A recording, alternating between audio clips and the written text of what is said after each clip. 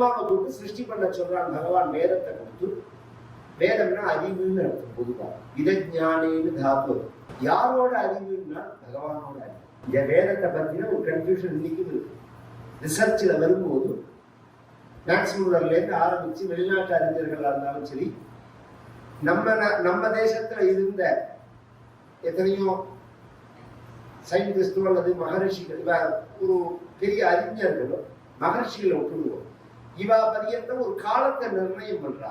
3000 காலம், 5000 வருஷம், 7000 வருஷம். இந்த முதல்ல காலத்தை நிர்ணயம் பண்றதே பைத்தியக்காரன்.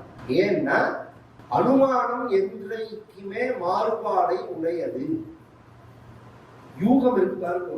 நீங்க உன்னை கண்டுபிடிக்கிறேன், உன்னை வச்சு இதை நிரூபிக்கிறேன். நீங்க எது பரியந்தம் அது உண்மையா இருக்கும்னா இன்னொருத்தர் உங்களுக்கு மேல கண்டுபிடிக்காத வரையும் உண்மையா இருக்கும். இன்னொருத்தர் உங்களுக்கு மேல அதை கண்டுபிடிச்சிட்டாங்கன்னா உங்களோடது பொய்யா போயிடும். அப்ப எதை நம்பணும்னா இந்த கண்டுபிடிப்புகளை உண்மையான முழுசா எடுத்துக்க கூடாது. தஸ்மாத் சாஸ்திரம் பிரமாணந்தே.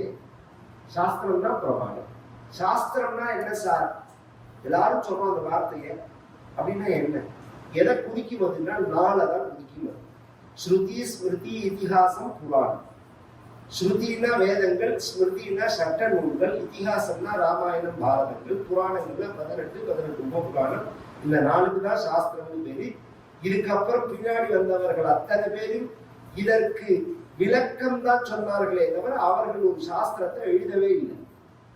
தமிழிலையாகட்டும், சமஸ்கிருத ஆதிசங்கராகட்டும், மத்வாச்சாரியராகட்டும், ராமானுஜராகட்டும், அல்லது வட இந்தியாவில் உள்ள குருமார்கள், எல்லாமே இவ 3 பேரை ஃபாலோ பண்றாங்க. 3 பேர் நினைச்சிருக்கா.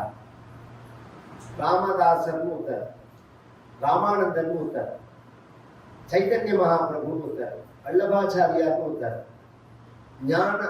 ஞானதேவர்னு ஒருத்தர். இவெல்லாம் தனி மதம் நினைச்சிருக்கா. கிடையவே கிடையாது. இவா 3 பேரை ஃபாலோ பண்றவங்க. ஆதிசங்கரர், மத்வர், ராமானுஜர் காமிச்ச அந்த மார்க்கத்தை ஒரு பூஸ்டர் பண்ணி அவ காமிக்கிறார்.